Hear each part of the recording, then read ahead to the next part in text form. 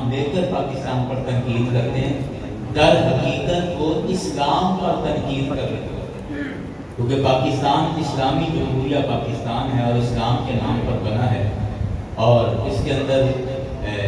سب سے زیادہ تعداد میں مسلمان رہتے ہیں۔ تو جب بھی کوئی پاکستان پر بالخصوص اس طرح کے معاملے پر اعتراض کرتا ہے یا تنقید کرتا ہے تو صاف مطلب ہے اور صاف طور پہ سمجھ لینا چاہیے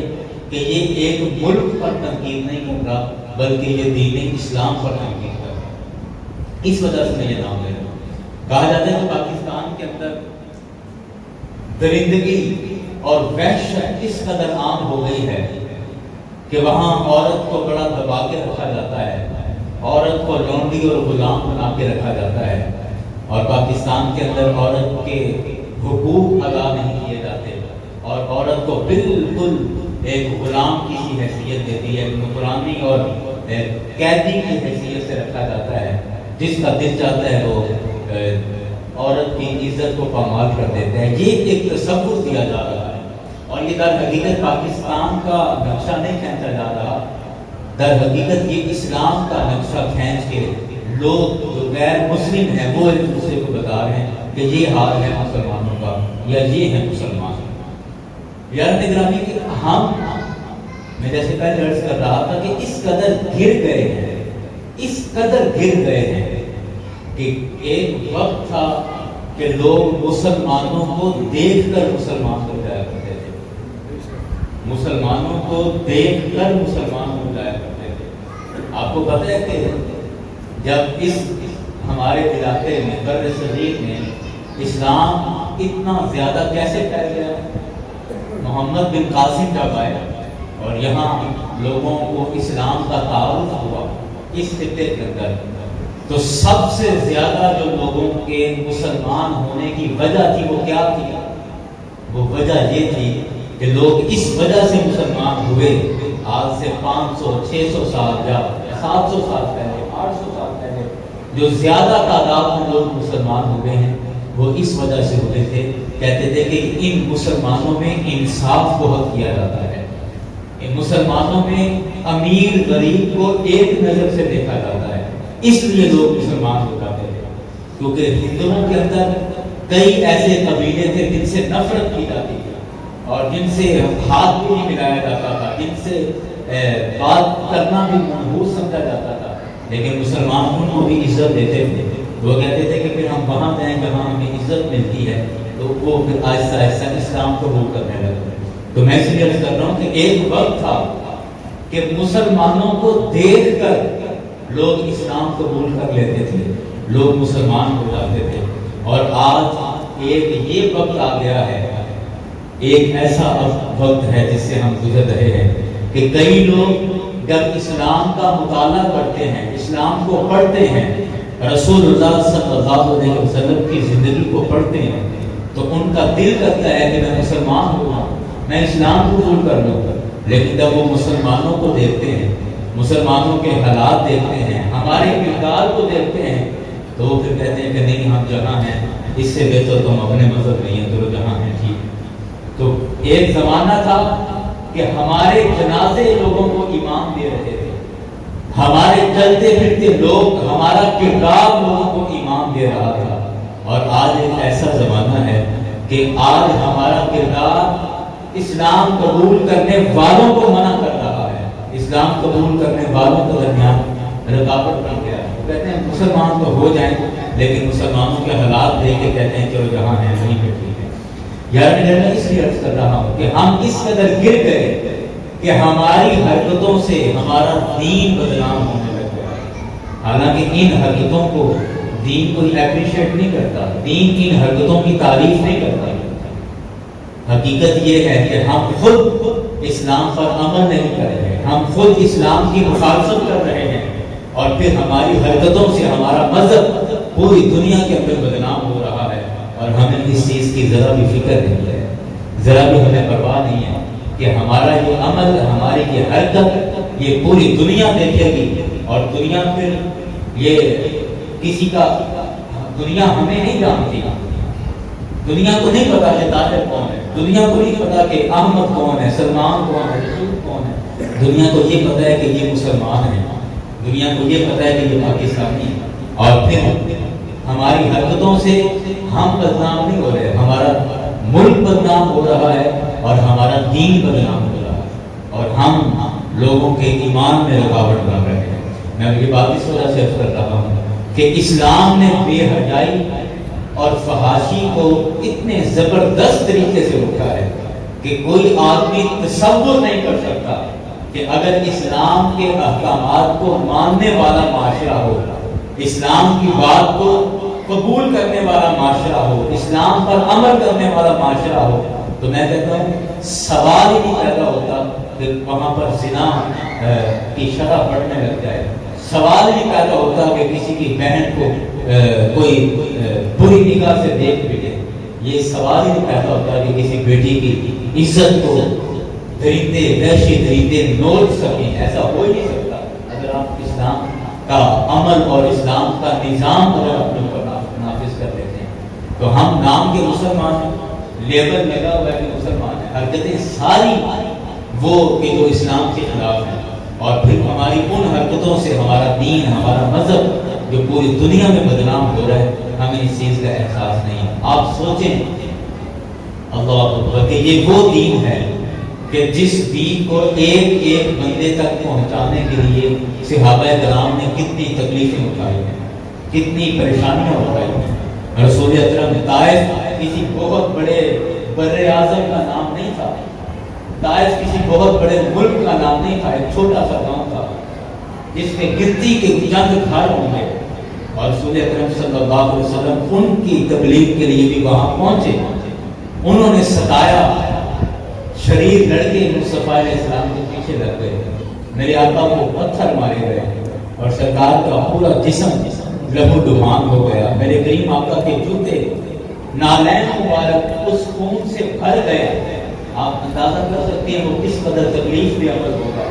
کہ جب پتھر مارے جا رہے ہیں اور جسم سے خون نکل کے اور پورے جسم پر بہہ کر پھر جوتے بھی بھر جائیں، کس قدر یہ تکلیف کا عمل ہوگا۔ اور یہ پورے بر اعظم کو مسلمان کرنے نہیں گئے، چند گھروں تک اسلام پہنچانے کے لیے رسول اکرم صلی اللہ علیہ وسلم نے اتنی تکلیفیں اٹھائی، اور ہم آن کی آن اور ہم چند منٹوں کے اندر پوری دنیا کے اندر اپنی شکلیں پہنچا دیتے ہیں، اپنا کردار پہنچا دیتے ہیں کہ جی ہم یہ کچھ ہیں اور یہ ہمارے کرتوت ہیں اور یہ ہمارا کردار ہے۔ یاران گرامی، میں بات کر رہا تھا کہ اسلام نے زنا کی سزا کو بیان فرمایا کہ جیسے میں نے عرض کیا کہ اگر غیر شادی شدہ آدمی زنا کرتا ہے تو مرد کو اور عورت کو دونوں کو 100 کوڑے مارے جائیں، اور اگر شادی شدہ آدمی زنا کرے تو مرد اور عورت دونوں کو رجم کیا جائے۔ رجم مطلب ان کو زمین میں آدھا گاڑ کے اور پتھر مار مار کے ان کو قتل کر دیا جائے۔ یہ زنا کی سزا بیان کی گئی ہے۔ اور آپ مجھے ایمانداری سے بتائیں کہ جب کوئی آدمی اسلام کی اس سزا پر عمل کرے، جب ہماری ریاست کے اندر، ہماری سلطنت کے اندر جو اسلام کے نام پر بنی ہے، اسلام کی سزائیں جب حکومت نافذ کرے، کیونکہ یہ سزائیں ہم تو نہیں دے سکتے، یہ محلے دار تو سزائیں نہیں دے سکتے، یہ ریاست کا کام ہے۔ تو جب ریاست اسلامی سزاؤں کو نافذ کرے گی، اور جب ایک زانی کو ایک محلے کے اندر تمام محلے کے لوگوں کی موجودگی میں پتھر مار کے قتل کیا جائے گا، تو مجھے بتائیں کہ اس علاقے میں زنا کا خاتمہ ہوگا یا نہیں؟ کہ کون جرأت کرے گا کہ دوبارہ اس طرح کی حرکت کرے؟ ہم ایک طرف کہتے ہیں کہ خواتین محفوظ نہیں ہیں، عورتیں محفوظ نہیں ہیں، پاکستان ایک محفوظ ملک نہیں ہے، اور دوسری طرف ہمیں اسلامی سزاؤں پر بھی اعتراض ہے۔ ہم کہتے ہیں اسلام بڑا سخت مذہب ہے، اسلام کے اندر تو توبہ توبہ قتل کی سزا ہے، اور یہ قتل کی سزا تو ویسے ہی ختم ہو جانی چاہیے۔ اور آپ نے دیکھا چند سال پہلے پاکستان میں کئی سالوں تک وہ سزائے موت ختم کر دی گئی، قتل کی سزا ویسے ہی ختم ہو جانی چاہیے۔ یہ ظلم ہے۔ ایک طرف ہم گناہوں کا رونا روتے ہیں کہ اس طرح زیادتیاں کی جاتی ہیں، بدکاریاں کی جاتی ہیں، ہمیں نوچا جاتا ہے، ہماری عزتیں محفوظ نہیں ہیں، اور ہمیں تہوادہ کر دیا جاتا ہے۔ ایک طرف ہم ان بدکاریوں کا رونا روتے ہیں اور دوسری طرف ہمیں ان کی سزاؤں پر یہ اعتراض ہے کہ یہ اسلام بڑی سخت سزائیں دیتا ہے، اسلام بڑا متشدد ہے اور اسلام بڑا سخت مذہب ہے اور بڑی شدید اس کی سزائیں ہیں۔ یہ تو ظلم ہے کہ آپ کسی کو پتھر مار مار کے مارتے ہیں۔ دوسری طرف ہم یہ لیکچر دینے لگ جاتے ہیں۔ یاران گرامی، یاد رکھیں ایک مسلمان کی بقا اس دنیا کے اندر بھی اور آخرت کے اندر بھی ایک ہی چیز میں ہے اور وہ محمد مصطفیٰ کے دین کے اندر ہے۔ آپ پوری تاریخ پڑھ کے دیکھیں، رسول اللہ صلی اللہ علیہ وسلم کے زمانے سے لے کے آج تک جب بھی مسلمانوں نے اپنے دین پر مضبوطی سے عمل کیا ہے، مسلمانوں کو عروج ملا ہے، ترقی ملی ہے۔ اور جب ہم نے دین میں ہیلے بہانے اور ادھر ادھر کی مارنی شروع کر دی ہیں تو ہم آہستہ آہستہ نیچے آئے ہیں، روبہ سوال ہوئے ہیں اور معاشرے کے اندر ہمیں جوتے پڑے ہیں، ذلیل و رسوا ہوئے ہیں جب بھی ہم نے دین سے دوری اختیار کیا، لیکن ہمیں آج تک سمجھ نہیں آئی۔ اللہ اکبر۔ میں اس بات کو آگے لے کر چلتا ہوں، سورہ نور کے حوالے سے یہ بات چل رہی ہے۔ رب کائنات نے آگے ارشاد فرمایا الزانی لا ينکح الا زانیۃ۔ میں نوجوانوں سے بالخصوص یہ گزارش کروں گا کہ قرآن کی ان آیتوں کو ذہن میں بٹھا دیں اور دیکھ لیں کہ ہمارے ساتھ کیا سلوک ہونے والا ہے، قرآن کا کیا فیصلہ ہے۔ قرآن کہتا ہے کہ الزانی لا ينکح الا زانیۃ، کہ زنا کرنے والا مرد لا ينکح، اس کا نکاح نہیں ہوگا الا زانیۃ، مگر زنا کرنے والی ہی عورت سے۔ ہم سمجھتے ہیں کہ جی میں نے جو کرتوت کرنا تھا کر لیا، کسی کو کیا پتہ چلا۔ میں بعض دفعہ ہمارے یہ کچھ تلخ حقیقتیں ہیں، کڑوی باتیں ہیں، بعض دفعہ ہمارے نوجوان اس بات پر فخر محسوس کرتے ہیں کہ میں نے فلاں عورت یا فلاں لڑکی کے ساتھ زنا کیا اور جناب میں نے اس زنا میں کامیاب ہو گیا، اور ہم کئی دفعہ دوستوں کو بھی فخر سے بتا رہے ہوتے ہیں۔ لیکن یاد رکھیں قرآن کا یہ فیصلہ ہے کہ زنا کرنے والے کا نکاح زنا زانیہ عورت سے ہوگا، کہ جس سے اس کا نکاح ہونے والا ہے مستقبل میں۔ یاد رکھیں اگر میں زنا کرنے والا ہوں تو میرا جس سے نکاح ہوگا وہ بھی زانیہ عورت ہوگی، اپنی جوانی میں یا اپنے نکاح سے پہلے وہ بھی زنا میں ملوث ہوگی۔ قرآن کا فیصلہ ہے۔ قرآن کہتا ہے الزانی لا ينکح الا زانیۃ، کہ زانی کا نکاح نہیں ہوگا مگر زنا کرنے والی عورت کے ساتھ، او مشرکۃ، یا پھر ویسے شرک والی عورت کے ساتھ اس کا نکاح ہوگا۔ اور ساتھ فرمایا والزانیۃ، اور جو زنا کرنے والی عورت ہے لا ينکحها الا زان او مشرک، اسی طرح زنا کرنے والی عورت اس کا نکاح بھی نہیں ہوگا مگر زنا کرنے والے مرد کے ساتھ یا مشرک مرد کے ساتھ اس کا نکاح ہوگا۔ وَحُرِّمَ ذَلِكَ عَلَى الْمُؤْمِنِينَ، اور مومنوں پر اللہ نے یہ سب کچھ حرام کر دیا، مومنوں پر اللہ نے یہ سب کچھ حرام کر دیا ہے۔ اللہ اکبر، اللہ اکبر۔ یاران گرامی، اسلام نے جہاں زنا کی بڑی سخت سزا بیان فرمائی وہاں زنا کو ثابت کرنے کے لیے بھی بڑی سخت شرطیں بیان کی۔ اسلام کے جتنی بھی سزائیں ہیں وہ دو گواہوں پر ثابت ہو جاتی ہیں۔ چوری ہے، دو گواہ مل گئے کہ جی ہم نے اپنی آنکھوں سے دیکھا کہ یہ آدمی چوری کر رہا تھا، چوری ثابت ہو گئی۔ نکاح ہے، دو گواہوں کی موجودگی میں ایجاب قبول ہو گیا تو نکاح ثابت ہو گیا، نکاح منعقد ہو گیا۔ اسی طرح اسلام کی دیگر جتنی بھی سزائیں ہیں وہ دو گواہوں پر نافذ ہو جاتی ہیں، بات سمجھ گئے؟ لیکن واحد ایک زنا ہے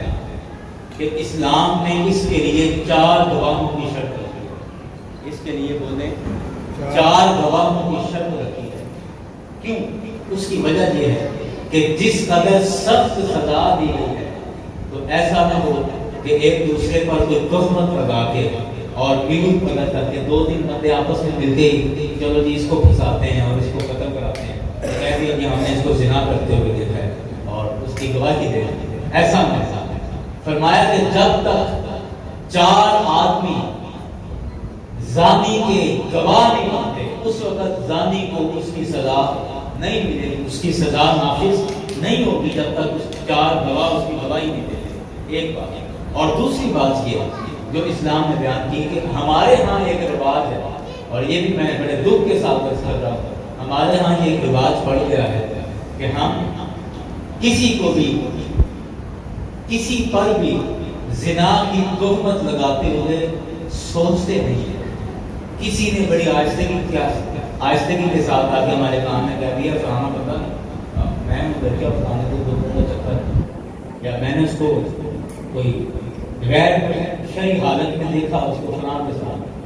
بس ہلکا سا سننے کی دیر ہے کہ ہم وہیں شروع کرتے وہ تو فلانا ہے فلانا. پورے محلے میں پورے معاشرے کے اندر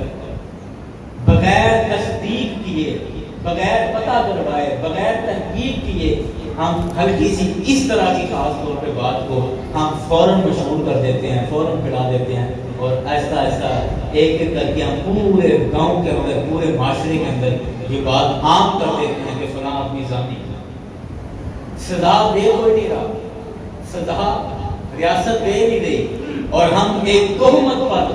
پورے معاشرے کے اندر ایک آدمی کو ذلیل و رسوا کر دیتے ہیں. یاران گرامی، اگر سزا سخت ہے تو اس سزا کو نافذ کرنے کے لیے شرطیں بھی قرآن میں سخت بیان فرمائی ہیں. پہلے فرمایا 4 گواہ ہوں، اور 4 گواہ ہوں گے تو پھر اس کو 100 کوڑے مارے جائیں گے. اور اگر کسی نے ایسے ہی کسی کے کردار کشی کرنے کے لیے، کسی کو بدنام کرنے کے لیے، کسی پر زنا کی تہمت لگائی، محض اپنے اندازے سے کسی پر زنا کی تہمت لگا دی کہ یہ رات کو میں نے اس کو ایسے اس حالت میں دیکھا، یا فلاں گلی سے آتے دیکھا تو یہ ضرور کسی غلط کام میں گیا تھا، اور اس پر زنا کی تہمت لگا دی، تو قرآن نے اس کی بھی سزا بیان فرمائی ہے. فرمایا والذین یرمون المحصنات ثم لم یأتوا بأربعة شہداء فاجلدوہم 80 جلدہ. قرآن کہتا ہے کہ اگر کسی نے کسی پاک باز عورت پر یا مرد پر زنا کی تہمت لگا دی اور اس کے بعد وہ 4 گواہ پیش نہ کر سکا، زنا کا دعویٰ کر دیا، تہمت لگا دی اور اس کے بعد گواہ پیش نہ کر سکا، تو قرآن کہتا ہے فَجْلِدُوهُمْ 80 جلدہ، تو اس تہمت لگانے والے کو بھی 80 کوڑے مارے جائیں گے. کہ تو نے ایک عزت دار آدمی کی عزت کو کیوں اٹھاتا ہے، ایک معزز آدمی پر تو نے اتنا گھٹیا الزام لگا کے اس کو محلے کے اندر معاشرے کے اندر کیوں بدنام کرنا ہے. آپ غور تو کر کے دیکھیں، زنا کرنے والے کو 100 کوڑے ہیں تو تہمت لگانے والے کو، الزام لگانے والے کو 80 کوڑے ہیں، صرف 20 کوڑوں کا فرق ہے. اتنی سخت سزا دی محض تہمت لگانے والے کو، الزام لگانے والے. تو ہم ہلکی سی بات سنتے ہیں اور پھر وہ جناب پورے محلے کے اندر کیوں آگ کی طرح بات پھیل جاتی ہے کہ فلاں کی بیٹی ایسی ہے، فلاں کا لڑکا ایسا ہے، فلاں کی بہن ایسی ہے، فلاں کا بھائی ایسا ہے. ہمیں سوچنا چاہیے، ہمیں سوچنا چاہیے، اسلام پر غور کر کے دیکھیں، اسلام کو پڑھ کے دیکھیں کہ اسلام نے ہر چیز کو کتنا مینج کیا ہے. افراط اور تفریط کے بالکل درمیان، نہ کسی کے ساتھ زیادتی ہے اور نہ کسی کے ساتھ نرمی ہے. زیادتی اور نرمی کے درمیان ایک رستہ اختیار کیا ہے اور بڑا معتدل رستہ اختیار کیا ہے. میرے مصطفیٰ علیہ السلام نے فرمایا خیر الامور اوسطها، کسی بھی شے کا بہترین حصہ اس کا درمیانہ پن ہے، کہ نہ زیادہ میٹھا اور نہ زیادہ کڑوا، درمیان میں کوئی شے رہے تو وہ سب سے بہترین رہتی ہے. معتدل رویہ یہی اسلام نے اختیار کیا ہے. تو میں بات کر رہا تھا کہ جہاں بے حیائی اور فحاشی کو اتنی سخت نظر سے اسلام نے دیکھا اور اس پر اتنی سخت سزائیں مقرر کی ہیں، اس طرح محض بدنام کرنے اور تہمت لگانے والے کو بھی اسلام نے بڑی سخت سزائیں دی ہیں. یاران گرامی، آج جو ہم اپنا چہرہ لوگوں کے سامنے پیش کر رہے ہیں، آج جو ہم اپنے کرتوت پوری دنیا کے اندر پیش کر رہے ہیں کہ لوگ دیکھ لیں باہر کے کہ یہ ہماری حرکتیں ہیں، تو یاران گرامی میرے ساتھ اس سے بڑھ کر اسلام کی دشمنی اور کیا ہوگی کہ ہم مسلمانی کا لیبل اپنے اوپر لگا کر اور اسلام کے خلاف کی باتیں کرتے ہیں، اسلام کے خلاف عمل کرتے ہیں. اور جیسے میں پہلے عرض کر رہا تھا کہ ایک زمانہ تھا کہ لوگ مسلمانوں کو دیکھ کر مسلمان ہو جاتے تھے، اور آج ایک زمانہ ہے کہ لوگ مسلمان ہونا چاہتے ہیں لیکن ہمیں دیکھ کر وہ پھر اسلام سے رک جاتے ہیں، کہتے ہیں اس سے بہتر ہے ہم اپنے مذہب میں ہماری کردار کی وجہ سے، ہماری حرکتوں کی وجہ سے. یاران گرامی، اگر اللہ نے ہمیں ایمان عطا کیا ہے، ہمیں مسلمان پیدا کیا ہے، تو ہمیں چاہیے کہ ہم مسلمان ہونے کا، اس ایمان کا حق ادا کریں. ہم اپنی برادریوں کے حق ادا کرتے ہیں، اللہ، ہم اپنی برادریوں کے حق ادا کرتے ہیں. جی میں فلاں بڑی ذات کا، میں رانا صاحب، میں راجپوت فیملی کا، اور اب مجھے اگر کوئی آدمی برا بلا بیچ بازار میں کہہ کے چلا جائے اور میں اس کی ٹانگیں نہ توڑوں، تو پھر مجھے کس نے رانا کہنا ہے، مجھے کس نے راجپوت صاحب کہنا ہے، یا مجھے کس نے نواب صاحب کہنا ہے. ہم اپنی برادریوں کا احترام کرتے ہیں، اپنی برادریوں کا پاس رکھتے ہیں کہ میں فلاں بڑی برادری کا ہوں، تو اب اس کا تقاضا یہ ہے کہ میں اپنی برادری کا حق ادا کروں. اور جناب اگر کسی نے مجھے ایک بات کیا تو میں اس کو 10 سناؤں، ورنہ میری برادری کا حق کیسے ادا ہوگا؟ کسی کو پتہ کیسے چلے گا کہ میرا خاندان اتنا بڑا ہے، میں اتنا مضبوط آدمی ہوں؟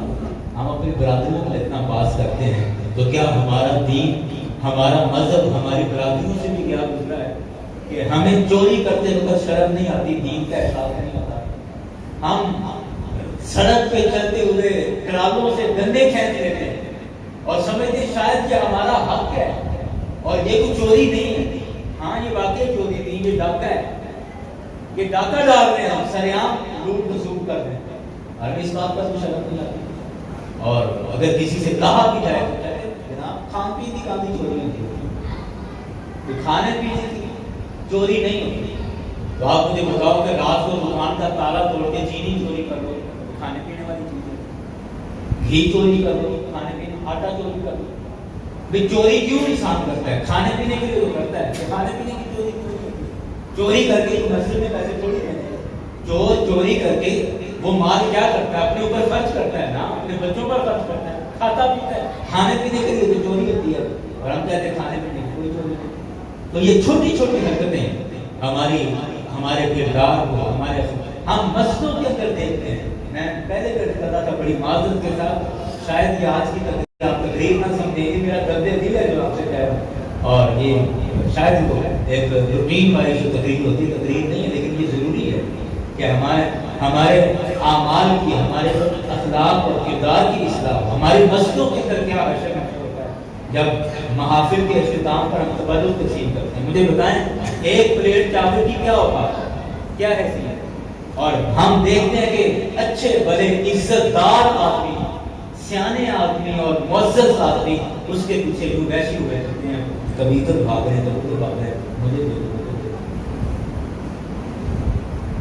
اصحاب ثواب کی محافل ہمارے یہاں مسجدوں میں ان کا انتظام کیا جاتا ہے. اور اصحاب ثواب کا کیا مطلب ہے کہ ہم مسجد میں آئیں گے، آ کر بیٹھیں گے، یہاں کلمہ کلام پڑھیں گے، وہ ثواب کمائیں گے، ثواب اکٹھا کریں گے، فاتحہ پڑھیں گے، قرآن کی تلاوت کریں گے، وہ سارا ثواب جو ہوگا وہ ہم مرحوم کو پیش کریں گے اور اس کی روح کو دیں گے. اور ہم اپنی حرکتیں کر کے، قرآن پڑھ کے، حدیث پڑھ کے، اور جہاں جو بھی ہم نے کلمہ کلام پڑھنے کے بعد جب کھانا تقسیم ہوتا ہے یا لنگر تقسیم ہوتا ہے یا جو بھی تبرک تقسیم ہوتا ہے، اس وقت جو تماشا ہماری مسجدوں میں لگتا ہے، وہ تماشا کرنے کے بعد کیا آپ سمجھتے ہیں کہ اب ہم جب مسجد سے باہر جا رہے ہیں تو ثواب لے کر جا رہے ہیں کہ وہ سارا ثواب ہم ضائع کر کے جا رہے ہیں؟ تو جب سارا ثواب ہم نے مسجد میں ضائع کر دیا تو وہ بیچارہ مرحوم جس کے نام پر کھا کے گئے اس کو ہم نے کیا بھیجا ہے؟ ثواب تو ہم نے کمایا ہی نہیں، ثواب تو ہم نے اپنا خود ہی ضائع کر دیا. تو وہ مرحوم کو کیا بھیجا ہے؟ فراڈ کیا مرحوم کے ساتھ، مرنے والے کو بھی دھوکہ دے رہے، اس کا کھا کے اور اس کو بھیجا گیا ہے، کچھ نہیں، ثواب تو نہیں تھا ہمارے پاس. یاران گرامی، یہ چھوٹی چھوٹی چیزیں ہیں، شاید ہم ان پر غور نہیں کرتے. اور میرے کریم آقا کی حدیث ہے، آپ یہ نہ سمجھیں کہ یہ تو چھوٹی چھوٹی باتیں ہیں، خیر ہوتی رہتی ہیں، چلتی رہتی ہیں. نہیں، رسول اکرم صلی اللہ علیہ وسلم کی حدیث سے ثابت ہے کہ اللہ تعالیٰ بعض دفعہ ان چھوٹی چھوٹی چیزوں پر پکڑ کر لیتا ہے اور انہی پر عذاب دے دیتا ہے۔ سرکار کی وہ حدیث ہے نا، سرکار علیہ السلام 2 قبروں کے پاس سے گزر رہے تھے اور اچانک سرکار وہاں رکے، وہاں تھوڑی دیر ٹھہرے، سرکار نے وہاں کھجور کی ٹہنی توڑی اور اس کو فشقہ بنسبین درمیان سے 2 ٹکڑے کیا اور ایک ٹکڑا ایک قبر پہ رکھ دیا، دوسرا ٹکڑا دوسری قبر پہ رکھ دیا اور پھر چل دیے۔ صحابہ کرام نے عرض کی یا رسول اللہ صلی اللہ علیہ وسلم یہ آپ نے کیا عمل فرمایا ہے، اس سے کیا ہو؟ سرکار نے فرمایا کہ میں نے دیکھا کہ دونوں قبر والوں پر عذاب ہو رہا اور عذاب بھی کسی بڑی وجہ سے نہیں ہو رہا تھا۔ ایک قبر والے کو اس وجہ سے عذاب ہو رہا تھا کہ یہ لوگوں کی چغلیاں کرتا تھا، ادھر سے سنی وہاں لگا دی، وہاں سے سنی وہاں لگا دی، چغلیاں کرتا تھا۔ اور دوسرا فرمایا دوسرے کو عذاب اس وجہ سے ہو رہا تھا کہ یہ پیشاب کی چھینٹوں سے بھی بچتا تھا۔ آپ اندازہ لگائیں یہ پیشاب کی چھینٹوں والا معاملہ میں سمجھتا ہوں شاید ہم میں بہت کم لوگ ہوں گے جو اس کا احتیاط کرتے ہیں، ورنہ کھیت گئے ہیں تو کھیت پر ذرا بھی احتیاط نہیں کرتے کہ پاؤں پہ چھینٹ لگ رہی ہے، کپڑوں پہ لگ رہی ہے، چھوٹی سی بات ہے ہماری نظر میں، یہ چھوٹی سی بات ہے، لیکن سرکار نے فرمایا کہ اسی وجہ سے ان کو عذاب ہو رہا ہے۔ تو یہ چھوٹی چھوٹی باتیں ہیں جن کی وجہ سے بعض دفعہ ہم پر عذاب نازل ہوتا ہے اور ہم عذاب کے مستحق ہو جاتے ہیں۔ یاران گرامی یاد رکھیں کہ ان چھوٹی چھوٹی چیزوں کا ہم نے لازمی خیال کرنا ہے تاکہ کم از کم، دیکھو ہمارا حال جو بھی ہے یا جیسا بھی رہنا ٹھیک ہے رہے، لیکن کم از کم وہ لوگ جو اسلام کی طرف مائل ہو رہے ہیں، راغب ہو رہے ہیں، کم از کم ان کو تو ہم اچھی شکل دکھائیں، کم از کم ان کو تو ہم اپنا اچھا چہرہ دکھائیں۔ اسلام کا صحیح چہرہ ان تک پہنچنا چاہیے اور وہ تبھی پہنچے گا کہ جب ہم اسلام کی چیزوں کو اپنے اوپر لاگو کرنا شروع کر دیں گے۔ میں گھنٹے کی تقریر کر دیتا ہوں، ہر ہفتے کر دیتا ہوں، اپنے اوپر اس تقریر کو لاگو کرنے کی کوئی پرواہ نہیں۔ آپ کہیں بیٹھیں گے برادری کے اندر، کہیں کچھ 2-4 دوستوں میں کوئی مذہبی بات چھڑ جائے گی تو آپ بھی بڑی بڑی تقریریں سنائیں گے، بڑی بڑی باتیں کریں گے، جناب یوں ہونا چاہیے، یوں ہونا چاہیے، یوں ہونا چاہیے، لیکن اس پر عمل کون کرے گا؟ یاران گرامی ہم ہمیشہ دوسروں کو بدلنے کی کوشش کرتے ہیں۔ میں چاہتا ہوں کہ آپ سارے نمازی، حاجی، پرہیزگار، متقی بن جائیں۔ آپ چاہتے ہیں ایک دوسرے کو بگڑے، ہر باپ چاہتا ہے کہ میرے بچے نیک ہو جائیں، باپ خود نیک نہیں ہونا چاہتا ہے۔ اب باپ خود بچوں کے درمیان سگریٹ پی رہا ہے اور بچوں کو منع کرے کہ خبردار کسی نے سگریٹ پی، کیسے بچے منع ہوں گے، کیسے رکیں گے؟ تو ہم ہمیشہ دوسروں کو بدلنے کی کوشش کرتے ہیں، حالانکہ دوسرے کو ہمارے پابند تو نہیں، ہم خود، ہمارا جسم، یہ جسم ہے جو ہمارا پابند ہے، اس کو ہم پابند کر سکتے ہیں۔ ہم اپنے آپ کو بدل سکتے ہیں اور جس طرح چاہیں بدل سکتے ہیں، تو ہم شروعات اپنے آپ سے کیوں نہیں کرتے؟ ہم خود کو کیوں نہیں بدلتے؟ حضرت عمر رضی اللہ تعالیٰ عنہ کی ایک روایت ہے کہ آپ ایک دفعہ مدینہ شریف سے باہر گئے ہوئے تھے، تو واپس آنے لگے تو مدینہ شریف سے باہر ایک کسائی گوشت لگاتا تھا، گوشت بیچتا تھا، اور اس کا گوشت بڑا مشہور تھا، بڑا اچھا گوشت لگاتا تھا۔ اب یہ حضرت عمر جیسے مطلب کھیتوں میں کام کے لیے نکلا ہوتا ہے تو پیسے ویسے بھی نہیں نکلتے تھا، ایسے کہیں نکلے تھے، واپسی آ رہے ہیں، دیکھا کہ گوشت بیچنے والا، تو دل میں آیا کہ آج گوشت لے کے جاتے ہیں تو آج گوشت بنائے گے، کھا کے گوشت کھائیں گے، دل دیکھ کے دل کرتا ہے۔ اب اس کے پاس گئے، گوشت لینے لگے تو دیکھا جیب میں پیسے نہیں تھے۔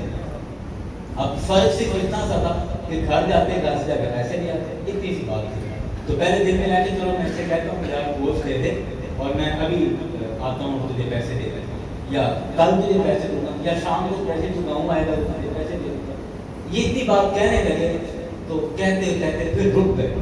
اور پھر کہتے جا رہے نہیں مجھے گوشت نہیں دینا، اس نے کہا دے دیں آپ گوشت کا، بولا نہیں میرے پاس پیسے نہیں، کہا کوئی بات نہیں پھر دے دیں۔ کہا کہ میرے پیسوں پر میرا اختیار نہیں ہے، لیکن میرے نفس پر تو میرا اختیار ہے، میرے نفس پر میرا اختیار ہے، میں یہ ادھار چیز کیوں لوں، میں اپنے آپ کو کیوں نہیں روک سکتا، اپنے آپ پر تو میرا اختیار ہے، تو میں اپنے نفس کو روکتا ہوں کہ آج جو میرا دل کر رہا ہے گوشت کھانے کو، پیسے میں کل دوں گا تو میں کل کھا لوں گا، میں گوشت کل کھا لوں گا، میں اپنے آپ کو سمجھا دیتا ہوں۔ تو یہ تو میرا اپنا نفس ہے نا، اس کو تو میں سمجھا سکتا ہوں. تو یاران گرامی ہم اپنے آپ سے شروع کریں، اور آج کے دن آپ سمجھ لیں، آج آپ سمجھ لیں کہ ہمارا پہلا دن ہے، اور آج ہم کوشش کریں کہ اسلام کے کم از کم جو اخلاقیات ہیں ان کو ہم اپنائیں. ہم میں تمیز کا کوئی